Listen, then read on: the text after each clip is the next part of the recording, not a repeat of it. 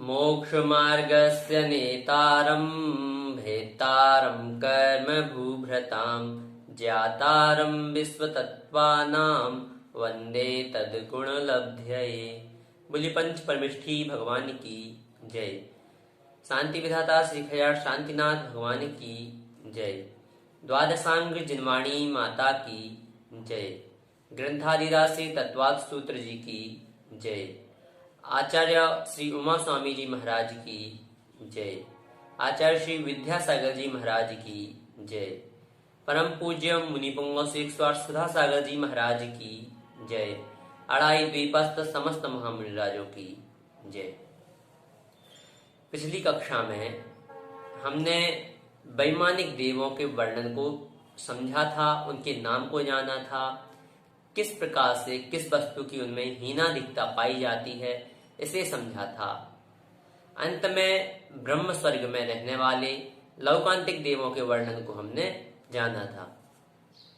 अब उन लौकांतिक देवों के भी क्या कोई भेद हैं, उन भेदों को बताने के लिए आचार्य भगवंत अगला सूत्र कह रहे हैं। सूत्र उच्चारित करें। सारस्वतादित्य वहन्य ऋण गर्दतोय तुष्टाव्यावाधारिष्टाश्च। पदच्छेद देखें। सारस्वत आदित्य वहनी अरुण गर्दतोय तुषित अव्यावाध अरिष्टाह च।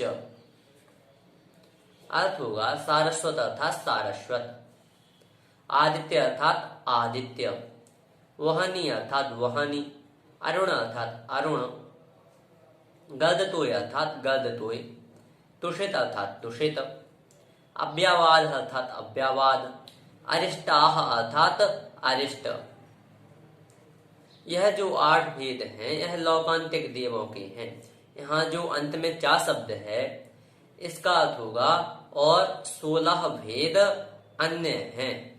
संपूर्ण अर्थ होगा सारस्वत आदित्य वहनी अरुण गर्दतोय तुषित अव्यावाद और अरिष्ट। यह 8 भेद लौकांतिक देवों के हैं और 16 भेद अन्य हैं। क्या यह 8 जो देव हैं यही ब्रह्म स्वर्ग में निवास करते हैं? तो जो यह ब्रह्म स्वर्ग के देव हैं वह भिन्न है, परंतु यह जो ब्रह्म स्वर्ग है उसमें 8 दिशाओं तथा विदिशाओं में यह 8 देव निवास करते हैं। पूर्व उत्तर से लेकर क्रमशः इनका निवास जान लेना चाहिए। अर्थात पूर्व उत्तर में सारस्वत देवों का निवास होता है, पूर्व में आदित्य देवों का निवास होता है, पूर्व दक्षिण में वहनी देवों का निवास होता है, दक्षिण दिशा में अरुण देव का निवास होता है, दक्षिण पश्चिम में गर्दतोय का निवास होता है, पश्चिम दिशा में तुषित का निवास स्थान होता है, उत्तर पश्चिम में अव्यावाद का निवास स्थान होता है तथा उत्तर में अरिष्ट देवों का निवास स्थान होता है। इस प्रकार से यह 8 जो देव हैं यह 8 भिन्न भिन्न दिशाओं में रहते हैं। शेष जो 16 देव 4 शब्द से लिए वह 16 देव इन 8 देवों के मध्य में, अर्थात जो यह 8 देव हैं 8 दिशाओं में और विदिशाओं में रहने वाले, इन 8 दिशाओं और विदिशाओं के मध्य में 2 देव और होते हैं। इस प्रकार से 16 और 8 24 भेद लौकांतिक देवों के होते हैं। इस प्रकार यहाँ लौकांतिक देवों का वर्णन हुआ। अब आचार्य भगवंत जो 2 चरम वाले देव हैं अर्थात 2 भवावतारी देवों का कथन किया जा रहा है। सूत्र उच्चारित करें। विजयादिषु द्विचर्माः। पदच्छेद देखें। विजय आदिषु द्विचर्माः। विजयादिषु अर्थात विजय आदि, द्वि अर्थात 2, चर्माः अर्थात चरम वाले। संपूर्ण अर्थ होगा विजय आदि विमानों में 2 चरम वाले देव होते हैं। इस प्रकार से यह संपूर्ण अर्थ होगा इसमें विशेष जाने तो यहाँ जो विजय आदिशु यह पद है, इस पद से केवल 4 जो विमान हैं उनका ही ग्रहण होगा। विजय, वैजयंत, जयंत और अपराजित। जो अंतिम सर्वात सिद्धि विमान है इसका कथन यहाँ नहीं होगा, क्योंकि यह जो 4 हैं यह अथवा यहाँ पर रहने वाले, यहाँ निवास करने वाले देव 2 भवावतारी कहे जाते हैं और सर्वात सिद्धि के देव 1 भवावतारी ही होते हैं। इस प्रकार यहाँ हमने 2 भवावतारी देवों के बारे में ज्ञान किया। अब आचार्य भगवंत त्रियंचों का कथन कर रहे हैं। त्रियंच कौन होते हैं अथवा किन्हें त्रियंच कह सकते हैं? सूत्र उच्चारित करें। औपपादिक मनुष्येभ्यः शेषास्त्रियग योनयः। पदच्छेद देखें। औपपादिक मनुष्येभ्यः शेषाः त्रियक योनयः। अर्थ होगा औपपादिक अर्थात उपपाद जन्म वाले, मनुष्येभ्यः अर्थात मनुष्यों के, शेषाः अर्थात शेष, त्रियक अर्थात त्रियंच, योनयः अर्थात योनि। अर्थ होगा, संपूर्ण अर्थ देखें। उपपाद जन्म वाले, उपपाद जन्म वाले कौन हैं? तो देव और नारकी तथा मनुष्यों के अलावा शेष सभी जीव त्रियंच योनि वाले होते हैं। अर्थात जो मनुष्य हैं उन्हें तथा उपार्जन वाले अर्थात देव और नारकियों को छोड़कर जितने भी जीव हैं वह सभी त्रस जीव हैं। चाहे निगोदिया जीव हों, चाहे 1 इंद्रिय, 2 इंद्रिय, 3 इंद्रिय, चतुरिंद्रिय जीव हों और 5 इंद्रिय जीव हों, वह सभी त्रियंच जीवों में आते हैं। जो यह त्रियंच जीव हैं इनका निवास स्थान कहाँ है? तो इनका निवास स्थान संपूर्ण लोक में होता है, क्योंकि त्रियंचों में 1 इंद्रिय भी आते हैं, निगोदिया भी आते हैं और निगोदिया संपूर्ण लोक में व्याप्त हैं। यहाँ तक सिद्ध शिला में भी निगोदिया जीव होते हैं। और जो त्रस जीव हैं वह केवल त्रस नाली में ही पाए जाते हैं। त्रस जीव किन्हें कहते हैं? तो 2 इंद्रिय, 3 इंद्रिय, चतुरिंद्रिय और 5 इंद्रिय जीवों को त्रस जीव कहते हैं। त्रियंच संपूर्ण लोक में पाए जाते हैं, अर्थात त्रस नाड़ी में भी होते हैं और त्रस नाड़ी के बाहर भी होते हैं। परंतु त्रस जीव त्रस नाड़ी के बाहर नहीं पाए जाते, त्रस नाड़ी में ही पाए जाते हैं। यह मुख्य रूप से इन दोनों में अंतर होता है। इस प्रकार से आचार्य भगवंत ने यहाँ त्रियंचों के बारे में वर्णन किया। अब देवों की उत्कृष्ट आयु का वर्णन आएगा, जिसमें सबसे पहले आचार्य भगवंत भवनवासी देवों की उत्कृष्ट आयु का कथन कर रहे हैं। सूत्र उच्चारित करें।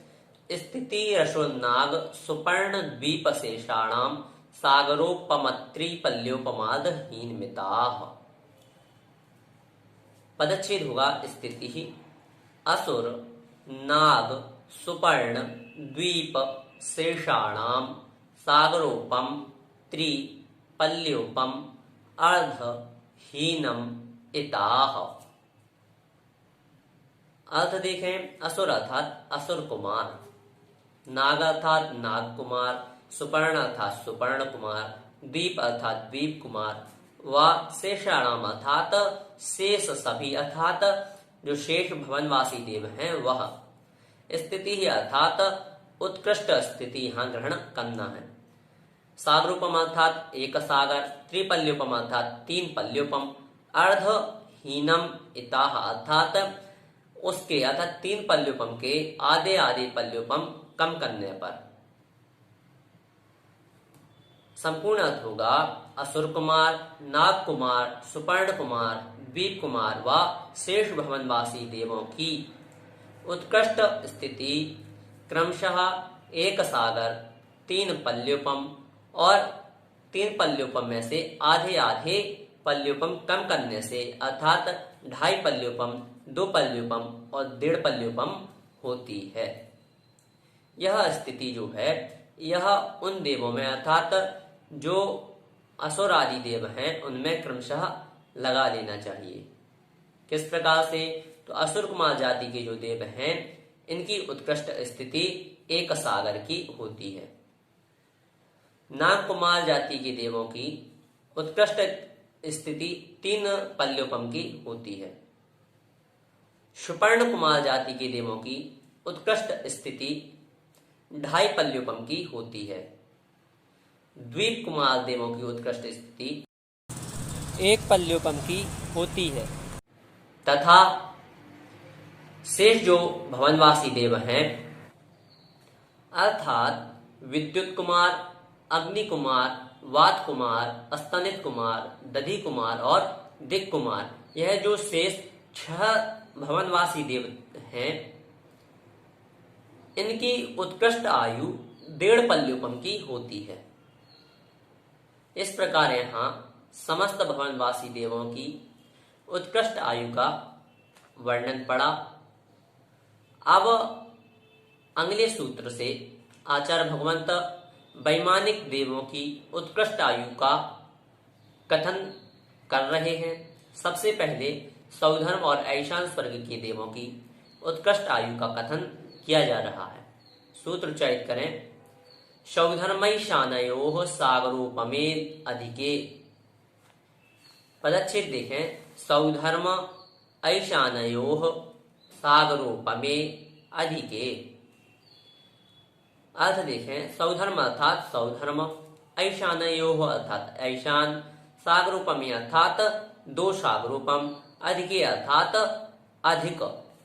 संपूर्ण अर्थ होगा सौधर्म और ऐशान स्वर्ग में 2 सागरोपम से कुछ अधिक उत्कृष्ट स्थिति होती है।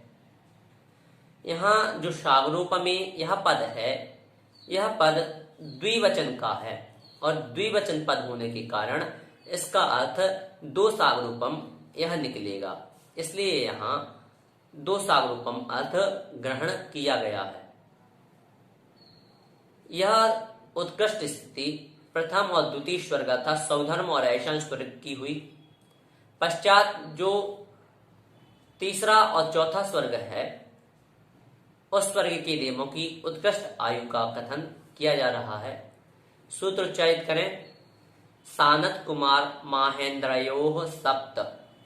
पदच्छेद देखें। सानत कुमार माहेंद्रयोः सप्त। अर्थ होगा सानत कुमार अर्थात सानत कुमार, माहेंद्रयोः अर्थात माहेंद्र, सप्त अर्थात 7। संपूर्ण अर्थ होगा सानत कुमार और माहेंद्र स्वर्ग के देवों की उत्कृष्ट स्थिति 7 सागरोपम से कुछ अधिक की होती है। इस प्रकार से यहाँ सानत कुमार और माहेंद्र स्वर्ग के देवों की उत्कृष्ट आयु का कथन हुआ। शेष जो स्वर्ग के देव हैं उनकी उत्कृष्ट आयु का कथन अगले सूत्र में आएगा, जिसे हम अगली कक्षा में पढ़ेंगे। आज की कक्षा में हमने 6 सूत्रों को पढ़ा। सारस्वतादित्य वहन्य ऋण गर्द तोय तुष्टाव्यावाधारिष्टाश्च विजयादिषु द्विचर्माः औपपादिक मनुष्येभ्यः शेषास्त्रयग योनयः स्थितिरसुनाग सुपर्ण द्वीप शेषाणां सागरोपमत्रिपल्योपमादहीनमिताः सौधर्मैशानयोः सागरोपमे अधिके सानत कुमार माहेंद्रयोः सप्त। इस प्रकार इन 6 सूत्रों के माध्यम से सबसे पहले ब्रह्म स्वर्ग में निवास करने वाले लौकांतिक देवों के भेदों के बारे में जाना। पश्चात जो 2 भवावतारी होते हैं, ऐसे कौन से देव होते हैं उनके बारे में जाना। पश्चात त्रियंच योनि में कौन से जीव पाए जाते हैं अथवा त्रियंच योनि किन जीवों की होती है यह कथन समझा। पश्चात देवों की जो उत्कृष्ट आयु है उसका कथन प्रारंभ हुआ। आगे भी देवों की उत्कृष्ट आयु का वर्णन चलेगा, जिसे हम आगे की कक्षाओं में पढ़ेंगे। यदि आज की कक्षा के संबंध में आपकी कोई जिज्ञासा है तो आप हमें भेज सकते हैं। आप हमें YouTube चैनल पर भी कमेंट के माध्यम से बता सकते हैं, अथवा हमारे WhatsApp नंबर पर भी आप हमें अपनी जिज्ञासाएं भेज सकते हैं। जय जिनेंद्र।